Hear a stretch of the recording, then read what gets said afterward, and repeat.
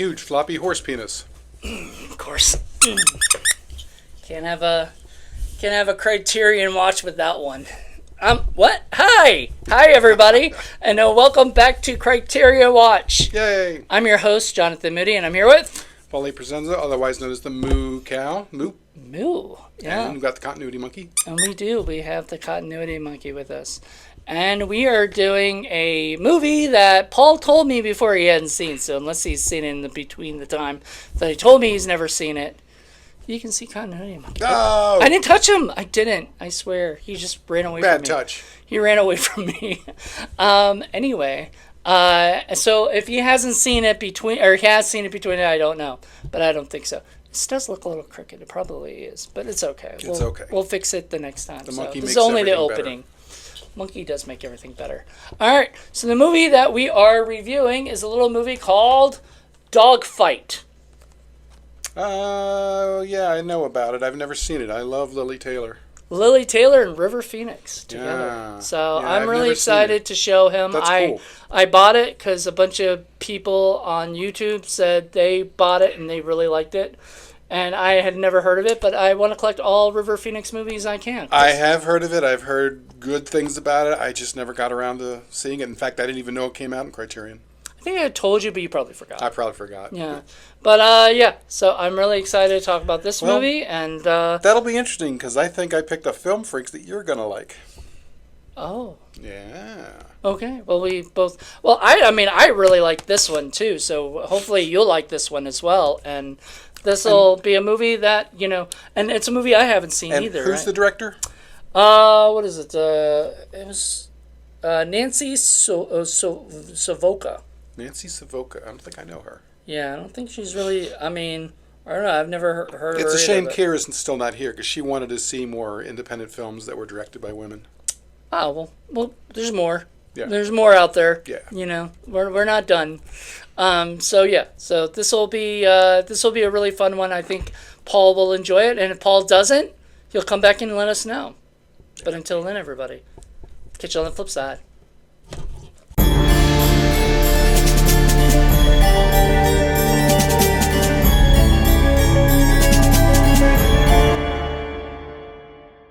And we are back talking about Dogfight, a film that I'd only heard of this last year. I bought it, I think, either in the November or the July sale of last year, and I think July maybe. But I bought it thinking people were getting it on YouTube, and a lot of people were saying how they really liked it, how they were surprised and shocked and stuff, and I didn't know anything about it except what I read in the back, and I was like, I don't know, this sounds very mean-spirited. I don't know if this is going to be the movie I'm going to like.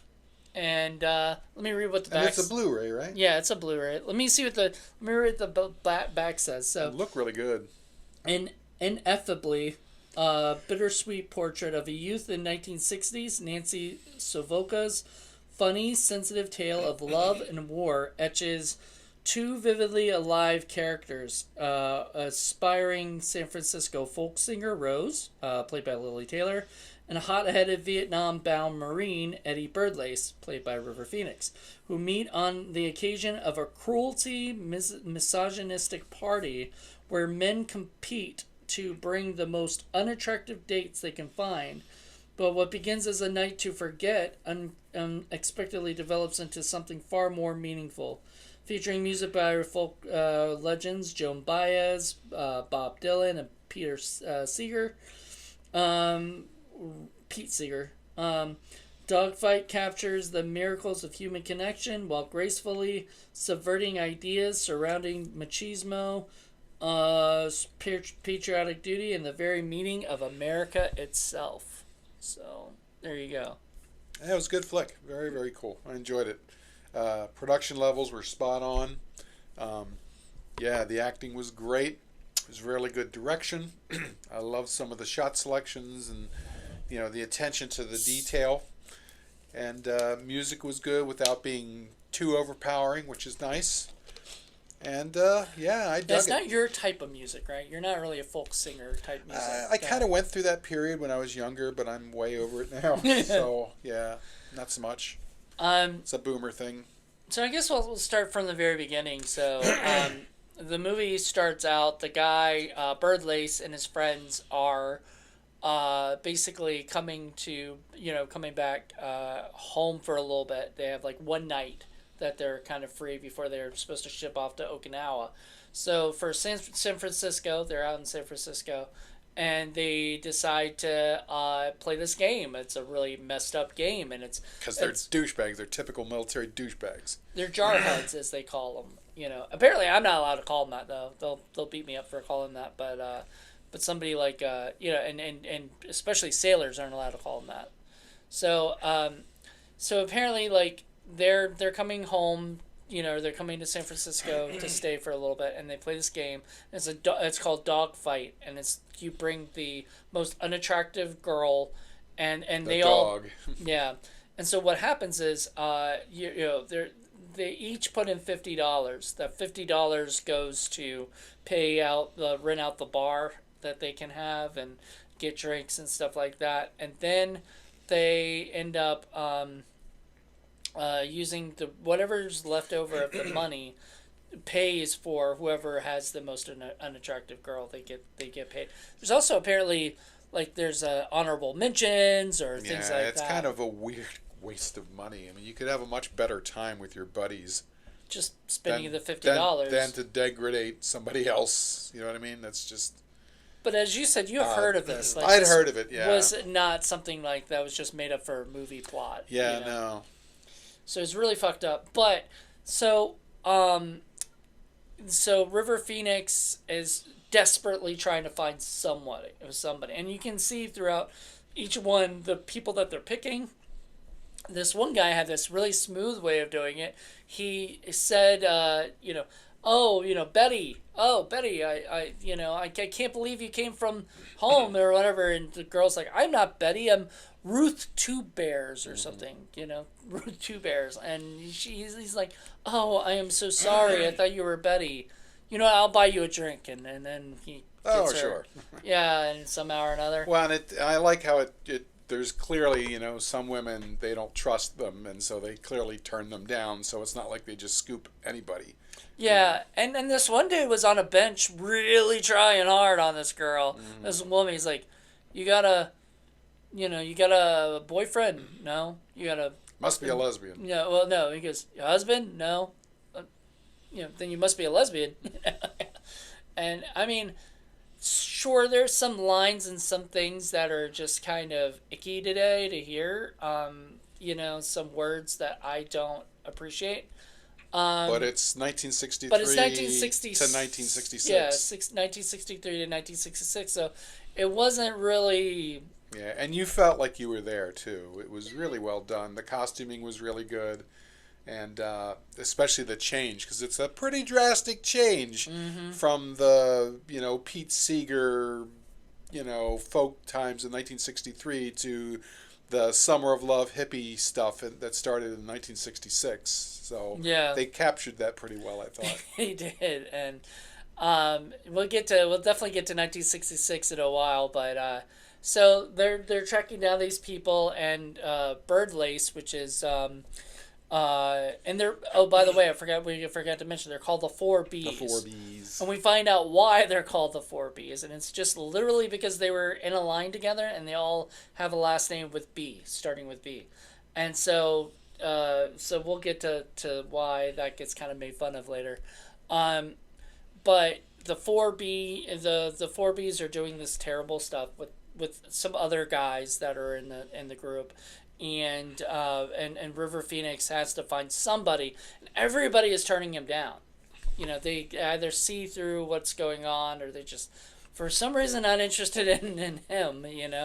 And so he goes. He's having no luck. Yeah, I get the feeling his heart's not really in it. Yeah, well, kind of, but he was asking. He tried. So he went to Rose's Cafe, and he even tries with the mother. The mother, but she is her name is Rose too, and he tries with her, which is weird because at the end it says like Rose Senior, and I'm like, how is that a thing for like women too? Like I've never heard Rose Senior as a as the name, because I guess if they're named after you, it's gonna be a senior. Yeah, there were junior. 3 generations of Roses. Yeah, so wouldn't the grandmother be senior? Technically. But anyway, I don't even know if she was still alive, so who knows?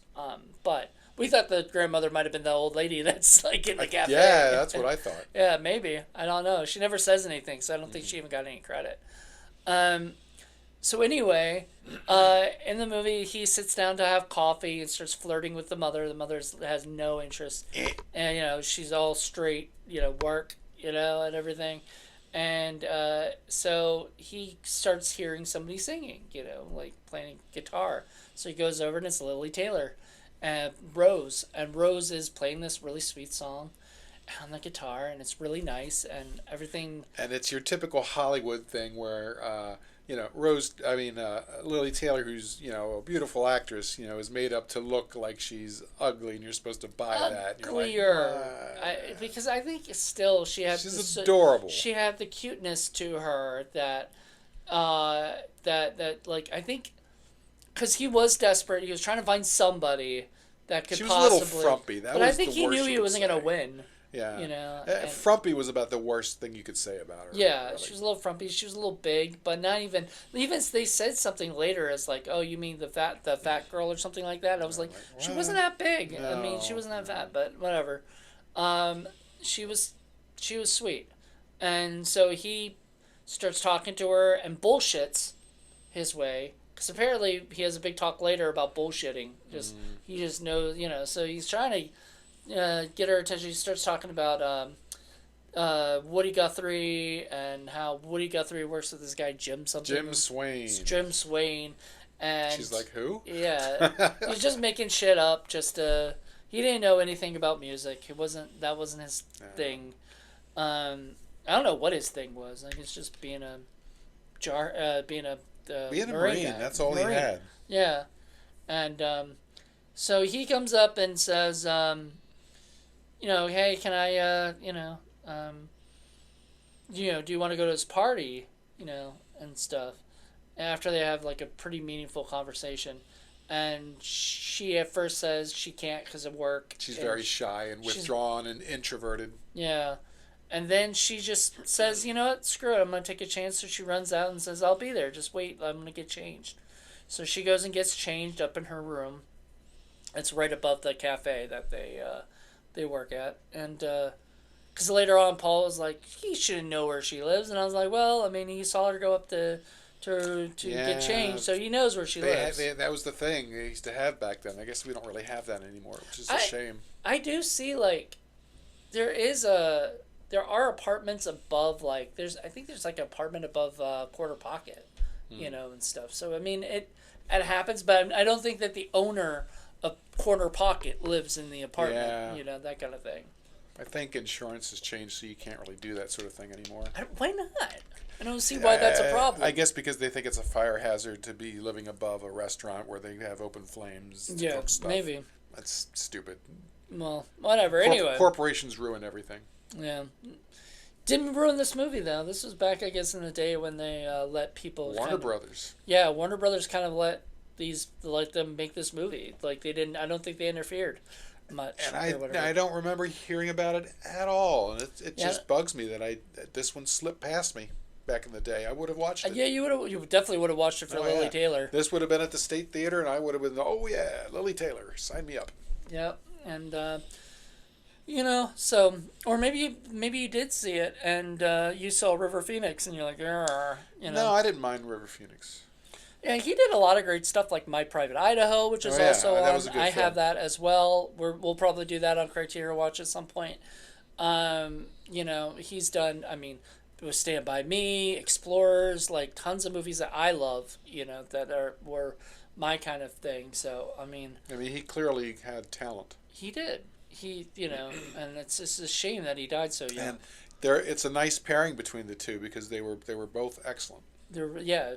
fantastic, the best actors of the bunch, for sure. And I think everybody did a great job being who they were. Yeah. There was no bad acting in this movie at all.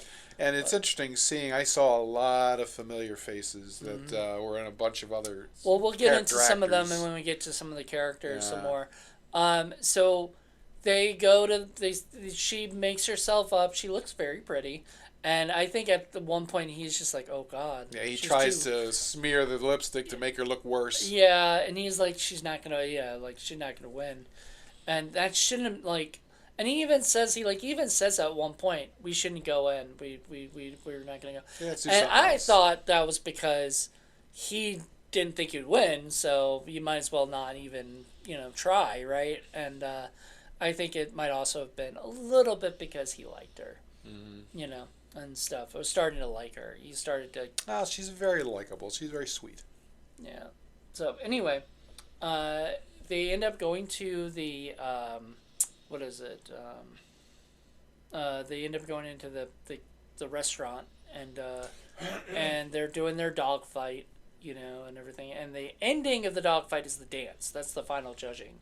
So he even tries to stop her from dancing because he knows that if she doesn't do that, they did get disqualified. And there's this chubby Native American girl there. That was Ruth Two Bears. There was a guy wearing a dress, transvestite. Which they're like, wait a minute, that's a guy in a dress, and he was like, I'll give him 7.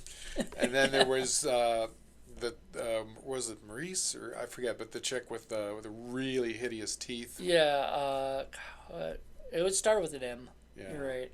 And she was terrible, but she was the one who won, and it was E.G. Daily. Yeah, played her, so it was wonderful. And she was like, they didn't even let me, they didn't want me to use he didn't want me to use my teeth, and the thing is, the way that it works is that during this thing, Lily Taylor's character gets sick because she's drinking too much, and she goes into the ladies' room to get sick, and while she's in there, she hears the two come in and argue about what is basically going on for real with the dogfight, and she finds out what's going on, and then she gets all pissed off, and she goes and gives River Phoenix what for, as you would expect. Which you loved. You loved that scene. That was you loved great. that part because that was great. That was. She's wonderful. not a pushover. She might be an introvert, but she's not a pushover. She's not stupid. She's cool. She knows what's up. And so she goes out there and yells at him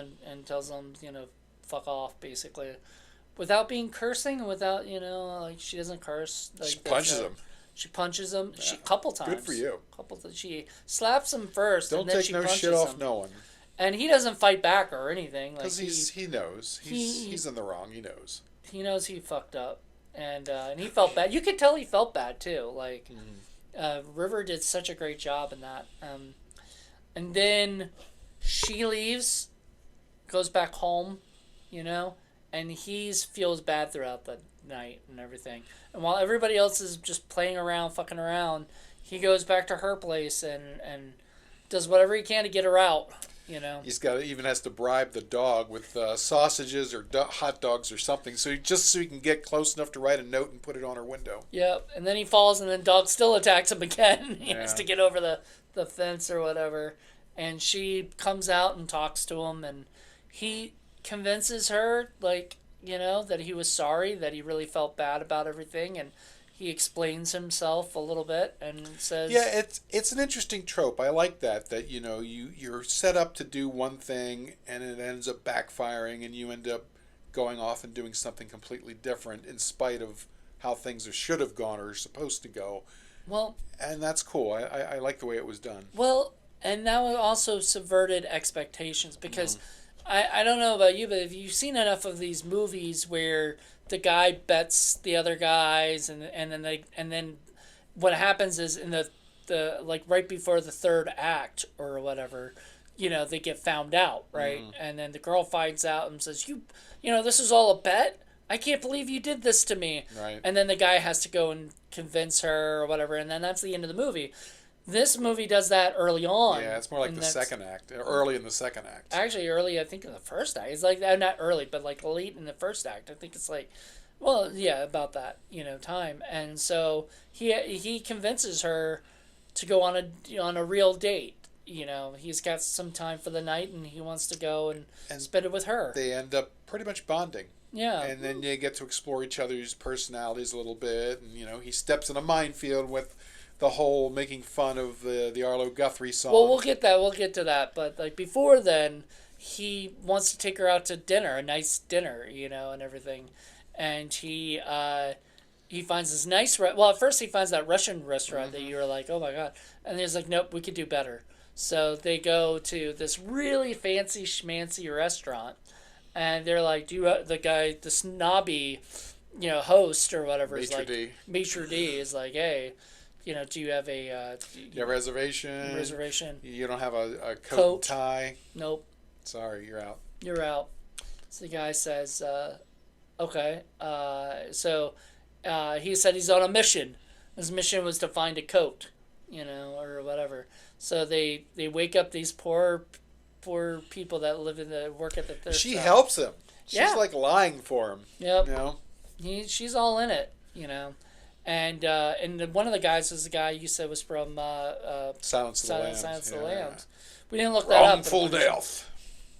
No. I recognize that waggly jowl anywhere. He was also in The Outlaw Josie Wales. Nice. And he was with his wife in this movie, so that's pretty cool. And so... Oh my god, it's Josie Wales. Yeah, it's kind of sweet. Like, I like it when real-life couples or whatever have, like, little cameos together. Yeah, he's definitely a character actor. You'll recognize his face. But he was only in it for, like, 2 seconds. Like, I don't know. It was weird. But you know me, I recognize backgrounds and I recognize, faces. Stuff. It just, sticks out to me. So they go out and he's got a suit and tie. Or not, well, coat and tie. They're not really the most matching coat and tie, but I think he did that on purpose. Yeah, probably. Just as an FU to the maitre d'. Yeah, he was like, well, you said coat and tie. Like, you didn't say it had to look nice. Yeah, you didn't say anything like that. You just said, you had to be in a coat and tie. Because the guy says, I'm in a jacket. And he goes, you're in a windbreaker, sir. Right. Yeah, right. So he's like, he had to change into like a sports coat and tie. So he does that, and he goes and finds a seat, and he's like, oh, we want this seat. Right? And so the maitre d's like, fine, whatever. And he looks at it and goes, here's $1, right? And Thank like, you for your help. What? You don't want to take it? You don't think I think you're worth $1. Everybody, don't you? I was like, oh, River, stop being a dick. Yeah. Like, you won. You got in there. You don't need to do anything else. He wants to rub his nose on it. I know. So she hates that. Lily Taylor said Rose hates that. Rose wants him to like just enjoy. Look, you won. Just let it go. Yeah, and he even says like we haven't somebody gives me £5, I give him back 50. Right, and I mean that sounds like a Marine thing, not and everything. I honestly, if somebody had done that and I thought to myself, okay, if I could just get a coat and tie, I'll. This guy will let me in or whatever. And so we do that. We come back. I'd just let it go, me personally, because I'd be like, I want to enjoy the date. Like, right. And so what I think kills it, like fixes the whole tension is that she yells at him about the fact that he curses all the time. So she starts cursing. And that's one of my favorite scenes. It's like... Yeah, to sort of show how ridiculous he looks. Yeah, or how or sounds or whatever. She's like, I'm going to have a fucking, egg salad and a fucking, whatever. It was salmon and rice pilaf and a fucking salad. Yeah, or something. But it was more than that. Like, she just went on to these cursing, bitching, whatever, all this stuff. And I was laughing my ass off at it because I was like, He was shocked about it. And then he goes, I'll just have a fucking beer. That was like one of the best scenes. Like, she was like, and then she gives him some of her food because she feels sorry for him. Yeah, because he could only afford to really pay for her meal and a beer. Which she was willing to. He cared about her. Like, he put her first. He really showed. That was a sweet moment. That's why I said there are these little moments in there that made me think. Yeah, it definitely felt more like a woman's touch with regards to how the movie was crafted. And later, when they're walking around and they start talking about the music stuff, which he didn't knew nothing about, Nothing. he started to just criticize the music, the folk music, really badly. Well, yeah, he said him and his friends made fun of it. Yeah, and stuff like that. Was that what song was that? We Are the World or something? No. We Shall Overcome. We Shall Overcome, and stuff like that. And she was like hurt by that and everything, and because it's meaningful to her. And it could have been like, well, he could have been like, fine, we don't, whatever, I'm just gonna, let's just go our separate ways, kind of thing. But he still said, you know what? I mean, I don't want to argue about this, like, so much so. I'm sorry. This was my fault, Yeah, and it's not like, it's just a random thing to fight about. I mean, clearly she wants to be a folk singer, and that sort of thing is really important to her. So she's passionate about it, yeah, and stuff. And I mean, he's passionate about killing people, which he talks about, that kind of thing. Like, and they talk about that too. The difference between, they're both so different, but they're like perfect for each other. And I think that's kind of why he falls for her, because she presents something different in his life that he doesn't have, that he doesn't aspire to. Because I remember the key point is when he talks about how he had to go home and at 16 to get his dad's permission to join the Marines, and his dad was like, couldn't wait to get rid of him. Couldn't wait to sign him and get him out of there, because you get the feeling he really wasn't well liked, because he didn't really think about anything beyond the most immediate shit. And that's kind of why he fell in so well with those other douchebag guys. But now, against all odds, he finds there's this other life and this other world and this other person that he can be. You know what I mean? And that's kind of what represents. And so I think, that's like an aspiration for him, that's what she represents. A different life. A better life. He could be a better person. No, I totally agree. So yeah, I think that's very, very key, because otherwise, he would have just, got in her pants and left, and that would have been the end of it. But he ends up going back because it's meaningful. The whole thing is meaningful to her. The whole movie is meaningful. Yeah, well, I meant the relationship to him. All right, but I think like that's the thing. Like throughout the whole thing, it's because of their relationship. And he even mentions at one point, "I don't understand why I'm still here, and we're fighting over this stuff. I don't understand it." But he doesn't understand it because I think this is probably the first time something has meant something to him. And I think that's why she went on the date with him, because he said that, like, I don't understand why I'm here. And I think that's what she likes. She finds something in him that wants to be better than what he is. She finds out that, when he's remorseful, that he's genuine about it.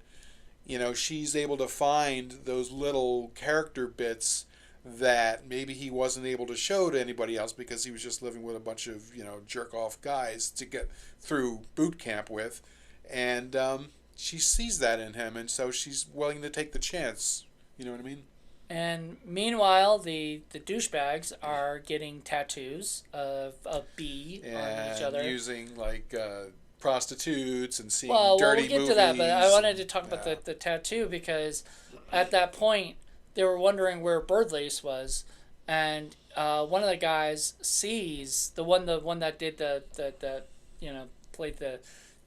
played the people and picked a girl who wasn't really, normally wouldn't have won if she didn't have her, because I mean, even Paul was like, oh, the teeth, like, oh, right, and stuff the whole time, and I'm like, I mean, he obviously rough. picked the chick that, would win, or whatever.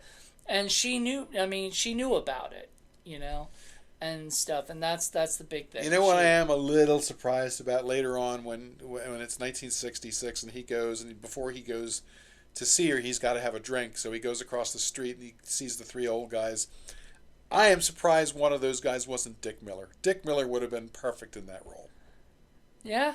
Yeah. Yeah. He would. If this was directed by Joe Dante, he would have been there. Yeah, it would have been perfect. But unfortunately, I mean, I don't know. It's one of those things. He would have been great. He would have had a fun time with that too. But anyway, we'll get to that later.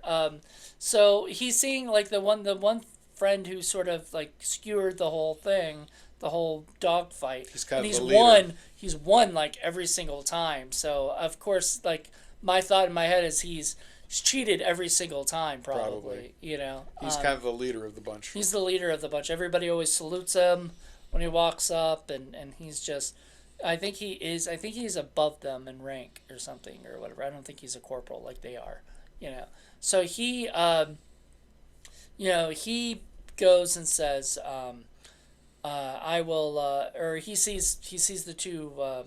River Phoenix and Lily Taylor walking together, so he knows what's going on. He could have came out and said, "Hey, Birdlace, come over here and get your." I kind of beat. expected him to have. Yeah, you thought that was going to happen, and Yeah. I think the good thing was that they didn't do that, because that showed that guy had a little bit of heart, because he didn't bother his buddy about it. So it sort of redeemed him for being like that gigantic ass, of cheating and everything like that. But it's just, and especially because he ripped that girl off or whatever, and stuff. And that really pissed off Lily Taylor, too. It was like, your friend's a cheapskate and all this other stuff, and which made River Phoenix laugh, because he was like, oh, that asshole, how dare you? They end up getting their comeuppance later. Yeah. So, well, not in a good way. No. No, that's kind of sad. But we'll get to that, too. So, meanwhile, while they're doing that stuff, and they're also going to see a porno movie at a theater and getting, well, you said nudie cutie or whatever, at a theater where they're getting pleasure by some woman and only paid her $10 and got all three of them or whatever. And then, what is it? And they're all having to them that's just a great night, or whatever. Pisser of a night. Yeah. And then, but I think Birdlace had the best night, because he got to. It's a little bit. There's a little bit of a parallel between this film and, say, American Graffiti, which is also same time period, right before they're about to go off to. War. Well, I think it was college, or I don't remember exactly. It's been a while since I've seen the film, but there were definitely some parallels about these young men at having this one last night together and doing some stupid, raunchy, dumb shit. Right. Yeah, so they were, so they go off and then we go back to Rose and Birdlace. They are they're having like date stuff. They're doing a bunch of dates in one night. I thought that was kind of cute. But she wanted to show him the place where she eventually wants to sing, and he had her sing a song, and I think that's where he fell in love with her, because there was a great shot where he's just sitting there smoking a cigarette, listening to her, and it keeps pushing into him, and you're like, you can see on his face the expression. On his face that he was starting to really dig this girl and everything. There's a lot to her that he's finding out about her. Yeah, and then he brings her to a place where they I forgot what sideshow thing where they have all these. Yeah, it was like a sideshow museum where they had the old-fashioned quarter and nickel and dime things and the piano that plays by itself and the little wooden puppets that play stuff, and there's cows. Yeah, there was a cow in one of the things. It was charming. It was cute. Yeah, it was very, very cute. But he just played it all of them at once, which I thought was an interesting thing too. Instead of showing her each one, that might have also been because you were wondering about that, why would he do that kind of thing, and it might have been also they're not going to show you each and every one and then have it go all the way through, then right in the movie, right? So them doing that might have been just a time thing. But you noticed there was things, because they started dancing. You noticed that there was little touches that the director did, little close-ups of stuff, and it was just really the way sweet. they showed the awkwardness of it, and how he went out of his way to make it really, really special, and why it seemed really, really special, because she seemed pretty delighted about it. Yep. So yeah, there were some really nice touches there that I quite enjoyed. So, and then, if I'm right, they go back to the house after that, right? Mm-hmm. Yeah, they go back to the house, and he pretty much was gonna he was kind of waiting around to see if she'll ask him up or whatever, but I think if she had said no, he would have respected her. Sure. Because but she wanted him to come up and play musical bingo.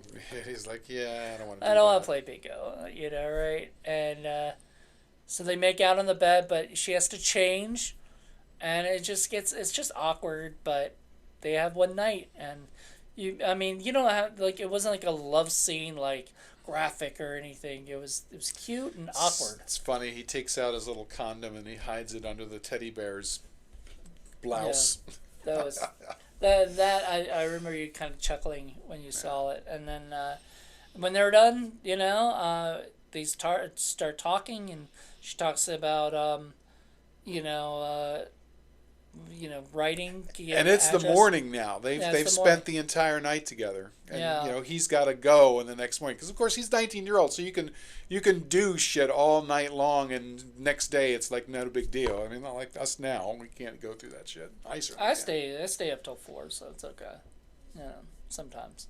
But anyway, so he goes up and says, we gotta he's got to head back. Yeah, she gives him his address, and it's funny because earlier she's like, "You don't seem like the letter write and type," and she's right about that. She's not wrong, and so he says, but she's okay with it. Yeah.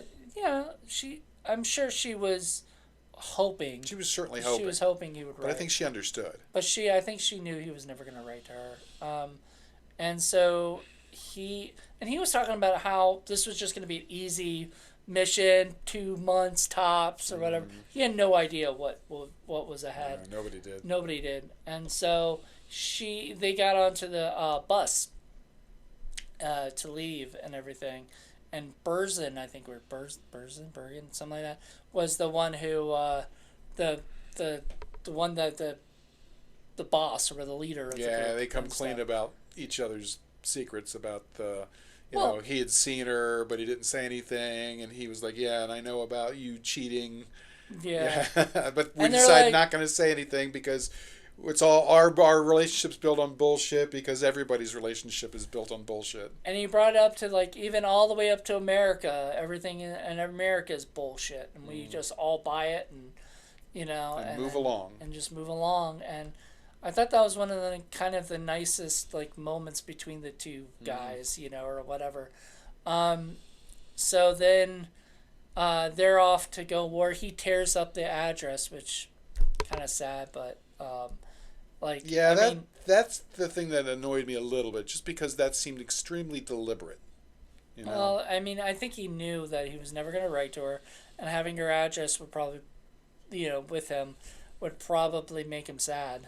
And make him... Because he had to forget about her, while he's doing that stuff. He can't be thinking... Yeah, I don't know. A lot of guys who went through that sort of thing would be like a talisman that they would hang on to just to help them get through really dark times coming up. I was watching Scenes of Iwo Jima for the first time the other day. With my dad, and there was this really... the women that they would meet or whatever, a lot of them... They would want to see again, right? So they would write to them, or they would just come in, you know what I mean? And I thought, it would have been nice if he wrote to her, considering he was going through a lot of shit, getting some of that stuff off his mind, but maybe he didn't want to think about it, But he never forgot her. Yeah, he never forgot her, and after he remembered exactly where she was. So they're all hanging out. The guys, the 4Bs, are all stationed together in Vietnam. It's 3 years later. Yeah, it's 3 years later. Well, was it 3 years later? Yeah. Okay, I didn't know it was 1966 or not, but But yeah, so and they get bombed and stuff and shot at, and one guy dies real quick. One of the bees dies real quick, and then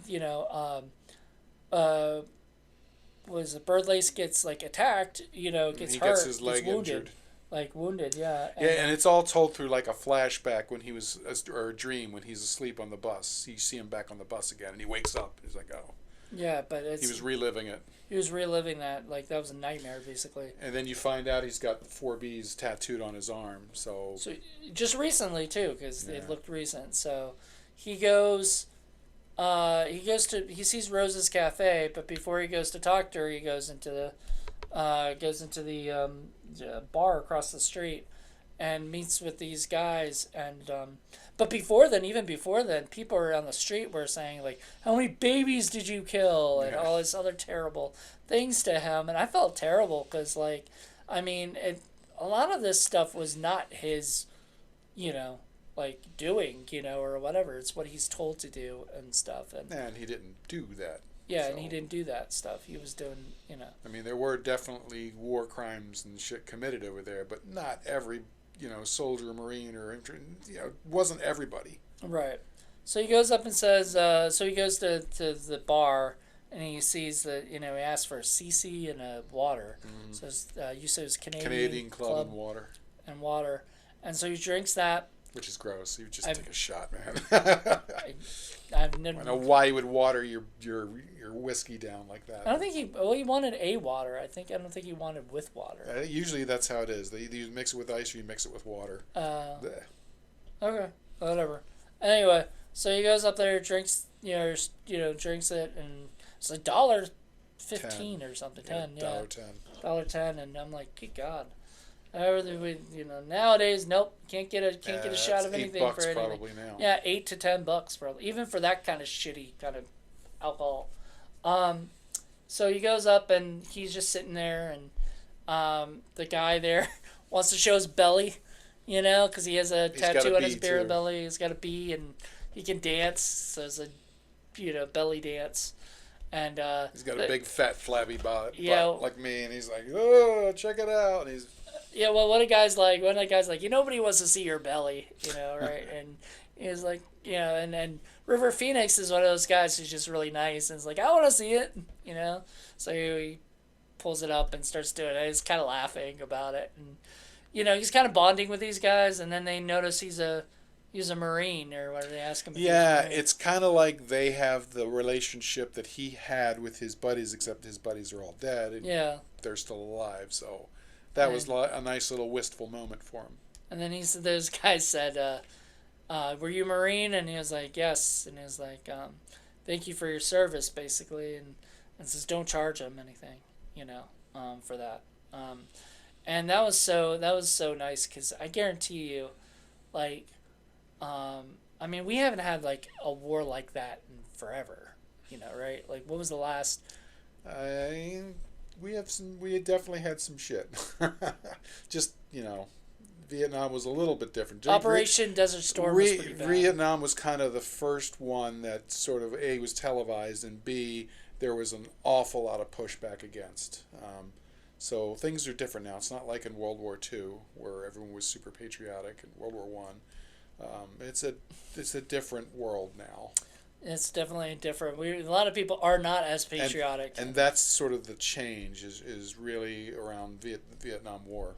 So. Yeah, when the hippies started looking and saying all these nasty things to him, I was just like, felt bad, because, he's a nice guy. He doesn't deserve to be treated that way. I mean, he wasn't nice it didn't seem like he was going to be nice in the beginning. And I think, once again, when I heard the story of the dogfight, I was afraid that this movie wasn't going to be as sweet as it was. Right, as I was thinking that other one, that Leonardo DiCaprio movie. Yeah, that we did a Leonardo DiCaprio movie for Indie Film Cafe. Where they were a bunch of assholes. Yeah, where there were a bunch of assholes, and all buddies, all assholes, just treating people like Pussy crap. Patrol. Yeah, and here we did one where, River Phoenix wasn't really an asshole. He was. They were douchey, but they weren't so bad, and they sort of were just themselves, and I don't know, there wasn't any real mean spiritedness behind it. It was just like some childish kind of prank that they were doing, and there wasn't nearly as mean spirited as the other film. Nope. So then, what is it? Ended up happening that he goes back to Rose's, because he asked them, like, who owns Rose's diner? Is the his mom still own it? And she's like, oh, they're grooming the granddaughter to take over and everything. And so she's there by herself, and he shows up, and it's a really nice shot of him walking in and by himself, and it's changed. It's not really like the coffee and pie shop it was before. It's more like a beat cafe. Yeah. And we even see her before, like during the war, with the stuff about Kennedy being killed and all this other stuff happening, and Kennedy was probably one of the most progressive, presidents at that time. So yeah, that was another thing that changed sort of everybody's outlook on stuff. Yeah. So I mean, I feel like this is definitely a movie. I mean, it was 91, and they have this scene where they basically hug at the end. Wasn't JFK also 91? Maybe Oliver Stone's? Probably. Yeah. Close to that, if not, But yeah, I mean, I guess that was a lot of talk, is like bringing back talk about Kennedy and the stuff that happened. It was interesting because he just goes up and they hug, and that's kind of like they were kind of past all the writing and how's it going. Yeah. Didn't have to explain anything. You didn't have to explain anything. Some movies would have it where they would explain, or have her ask, why didn't you write to me, or it doesn't whatever. Matter. It doesn't need it. Doesn't matter. She's happy he's home. He's happy he's home. Dealing with stuff. Just leave it at that, and that's perfect. Yeah, and then they end up with that, and it goes to credits, and that was the sweetest ending to a movie that's sort of bittersweet at times. Bittersweet, but not too sweet. It's not maudlin. It's not saccharine. It's well done. It was a nice balance. Yeah. So I really liked. I mean, I was shocked when I first watched it because I never really heard of it. But I mean, there's so many movies that Criterion has that I have no idea what these movies are or whatever. And generally speaking, they don't usually buy crap movies. That's why we do Criterion Watch, because these are really good films, generally speaking. So I may not like some, or you may not like some. There's some I think that you aren't a fan of, or whatever that are in the. But it's clearly this is one of the ones that does not deserve to vanish into obscurity. So I'm glad to see that they did this. And I'm glad to see that we did this, because a lot of people wouldn't even know anything about this. Probably never heard of it. Nice choice. Yeah, so if you get a chance to buy it during the July's sale coming up. And what's it come with? All right. What are the goodies? So, now that we've described the movie to you and everything, even though we just spoiled the whole movie, so there you go. Yeah, but you gotta watch it. It's not the same. You gotta watch it. It's definitely not the same. So it's got a new 2K digital restoration supervised by the director. Looked great. Audio commentary featuring the director, Nancy Sakova, and Sovaka, yeah. I'd be very curious to hear what they had to say about it. And producer Richard Guay. How do you say that name? Guay. Guay. New interview with Sovaka and actor Lily Taylor, conducted by their friend and filmmaker Mary Herron. New interviews with cinematographer Bobby Burkowski, production designer Lester W. Cohen, script supervisor Mary Kabolsky. There were some really good shots too. If you're into cinematography, there's that one scene towards the end when he's got to go catch the bus to get back in formation. He's running down the street, and morning is just opening up, and you can see the bridge in the background. That was really the Golden Gate Bridge, right? I think so. Yeah. Or the Bay Bridge, one of the two. Bay Bridge or something, yeah. But it was well done. It's also got the interviews with the music supervisor, Jeffrey Kimball, supervising sound editor, Tim Squires, and editor, John Tinton. All the production stuff was really, really well done. They spent a lot of money making that, making all the sound designs and the set designs and the all of that, all the props, everything. That was spot on. And really usually, in this, there's a booklet. Yeah, well, a nice little booklet that is, who did it? Christina Newland does this, and it says In Love and War, and it talks about the story as well as the a lot of the folk stuff, folk singing stuff and everything. So wonderful, really well done. I mean, this just was a cute movie. Good movie. I really enjoyed it. it's just a feel good movie where you watch it and you kind of you start liking the characters. I do want to hear some of like that commentary and some of those interviews at some point because I think this would be a really fun movie to explore more. I'll probably pick this up and add it to my collection. Gotta add it to your Lily Taylor collection. Yeah. Gotta have that. If you don't have one, you gotta Along make with one. The Addiction. Is she in that? Yeah, and a few others. I did not know she was in that. Okay, well, there you go. That just came out too on Blu-ray, I think, or 4K or something. So there you go. But yeah, so go check out. Oh, okay, there you go. Go check out Dogfight. I think you'll like it. I if you don't like it, if people don't like it, I'd be surprised because it is one of those movies where, it's just for somebody who likes something that's just nice. Jenny. You know, yeah. There's a guy that talked and you thought he sounded like he sounded like Bubba. It was like, my friends are like blah blah blah, and you're like a Bubba Gump shrimp, you know. And then like shrimp, fried shrimp, broiled shrimp, boiled shrimp. Yeah, and it just kind of goes on and on. The other thing when we're watching it, one of the things Paul hates is in movies where they leave the door open. Ugh, drives me crazy because nobody does that. Nobody does that. People shut the door. You don't let flies in. Yeah, so somebody figured it out, or if it was in the script, or in the rehearsal. I don't know if they rehearsed or not, but they had her go and shut the door to her house and whatnot and that would have drove Paul nuts if he had seen the door still open, and everything. But no, so often. And it made him happy. So he's like, man, this is a good movie. Because that's what happens in real life. Like, but it's so simple that people just like overlook things like that, and it just drives you crazy. And her house, her room, what her room design looked like, and all this other stuff.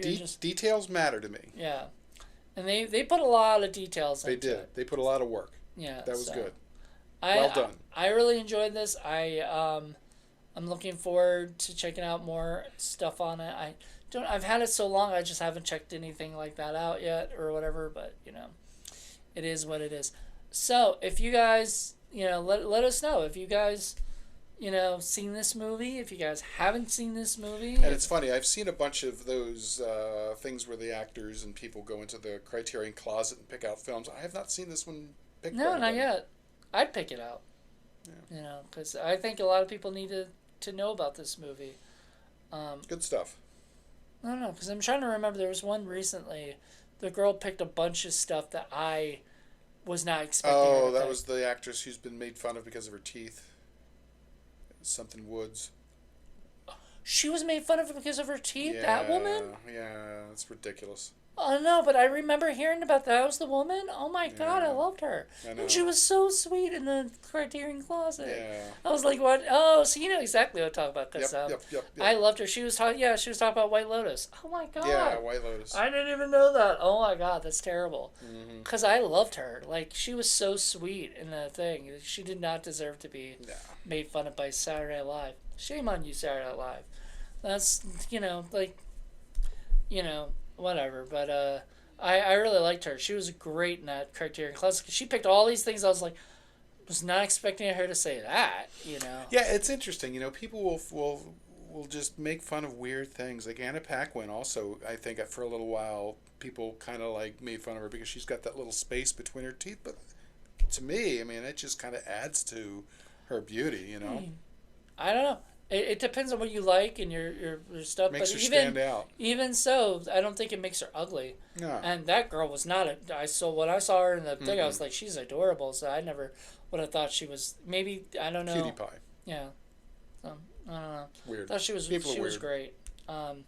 But yeah, the thing with this movie is like what you were saying. There were people that we were like, she's attractive. Like, why is she? Yeah, I know. Hollywood ugly. Yeah. And then there was one girl, because he was trying to ask this one girl out, and she turned him down. And then this other girl comes up and says, not to, was it to River Phoenix, or was it to some, I think it was River Phoenix. But she goes, I'll go out with you. And he's like, no. Too pretty. Yeah, he was like, sorry. As soon as I saw that, I was like, okay, I get it. Yeah, you got exactly what was going on. Because I didn't tell him. And I did not want to spoil it, but I got spoiled by reading the back of the thing and finding out about what the dogfight actually was. And I was like, oh man, this sucks, because now I know what they're doing, and right. So yeah, it was well done. A movie like this could not be made today. I don't think. I don't think it would be made today, because they'd be afraid of saying somebody was unattractive. I think it'd be okay. It's just they at one point where they're like the guys are like questioning, where he's like, how did we get to be such fucking idiots? So I think that would work. If they weren't questioning that, or they were just going with it. You're right. I think that'd be the problem. Yeah, they exactly. probably lean more into the douchebag. Exactly. Because that's how people are more today. Exactly. But having them be more introspective, people make mistakes. It's if you learn from it. I don't think there's a problem making a mistake and changing things and learning from it and being better from it. That's always something that you can show, no matter how bad it is. No. But if you don't grow, if you don't change, if you're just an asshole from the beginning to the end, nobody wants to see that now. Well, I mean, and nobody's more likable, in my opinion, at that time than River Phoenix. He's always played a likable character. Just goes to show you how much, what we lost out on when he passed away. Yeah, like he would have. What movies would he have done? Like, what parts would he have played? And I think. It kind of sucks to say, but I think a lot of times that's sort of how the world works. When we lose a person in this world, and other people get the opportunities and stuff that those people lost out on because they were no longer with us. That that you kind of come to think. Jonathan Brandis is one of those actors, and so is Brad Renfro. Like, imagine the things he would have been doing now. Like, he really had a good. He had a good, he had a good track record at that particular time of picking movies. Mm-hmm. So he was leaning more into like the River Phoenix type stuff. So those guys would have probably Ghost World. I always forget or never forget his thing in Ghost World. The character Josh. So it's wonderful. We're gonna miss him a lot still to this day, but you know what? We have the people we have right now. We're still out there making amazing. And Lily Taylor, please come back. Please get into more movies. I miss you. I don't know if she is or not. I have not looked. Haven't seen her in a long time. Yep. All right, everybody. Hope you guys enjoyed this, and we will be back next month with Paul's pick for Criterion. I got it all lined up. Oh, he's already got. And it was the worst thing today too is. Because I thought about Dogfight, that was on my schedule, and I'm really bad. On the day of, I question whether or not I want to do it. I don't know what mood I'm in necessarily when I wake up. That's why sometimes I don't make a decision until I wake up. But every now and again, there's a movie that I've been like, I've been wanting to see this for a while, and I've been saving dying it. I've been saving it to launch on people and stuff like that. And then this was a movie that I knew. Once again, I was pretty sure when I mentioned this before to Paul. Paul said I'd never seen that movie. Yeah. So I was like, you know what? If he's never seen it, this is what I want to do this year. Already did Downhill, and I forgot what the other one was. There was another one that we did this year that I was shocked you had maybe you hadn't seen or hadn't seen. I don't know. Anyway. This season, I'm really trying to stump Paul into getting stuff that he hasn't seen. And stump me this time. Yeah, stumped him this time. I hadn't even heard of it. Well, when I did Friends with Eddie Coyle, I thought you had said you had never seen it. No, but that I think one I what knew, you had said was you didn't have it. Right. But you had seen it once, or whatever. But you hadn't seen it since, that one time you watched it or whatever. So. Yeah, I've always been a big Robert Mitchum fan. Yeah, so I mean. Things like that, movies like that, you're definitely going to be have already seen. The gritty 70s street movies. I like. Yeah, and that's more of his normal style, but I just for some reason Friends with Eddie Coyle I just completely adored. Just like this movie. This movie is a 90s movie. I love 90s movies. Like, don't get me wrong, they're some of my favorites. So the fact that this movie was really well done, really sweet and nice, and flew under the radar because I never heard of it. Yeah. So if you haven't seen it, or you gotta see it. Yeah, Like, good period. stuff. Or if you have seen it, let us know what your thoughts are, because we wanna hear from you guys. If Dogfight was something you were surprised with, because this was a blind buy. This could have been like, I always talk about The Big Chill being the one movie I actually even said In-Laws, and then I rewatched In-Laws the other day and absolutely loved that movie. That movie was so funny. I don't know if you ever watched that, The In-Laws. Why not? Not really my kind of movie. Oh, it's so good. Alan Arkin and Peter Falk together, just tag team right there. Oh, wonderful. But I was surprised because I remember watching it, I was kind of bored by it or something. I didn't really give it much of a chance. And when I sat down and rewatched it, I was in a better mood. And I really think that's the thing. If you're in a mood, and this movie, I think you can be in a mood for a period, like, any kind of mood for. There you go. You'll probably enjoy it. So thank you guys for checking this out. I hope you guys enjoyed it. And we'll be back next month for a brand new episode. Bye. Later. Bye.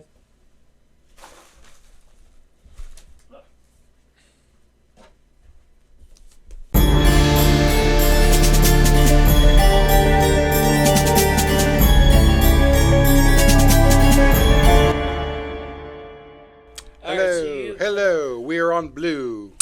We're on blue. Blue. Hello. I thought blue meant mute. No, I think blue is good. Let's I think find out. red is Let's bad. Put it up like that. Hello. Hello. Test it out. All right.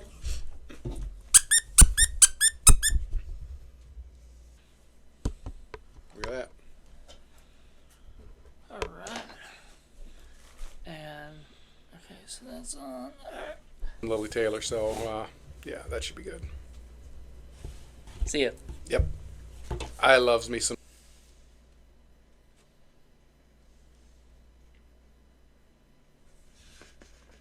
How's that look? Gonna work on that tonight. Okay. Oops.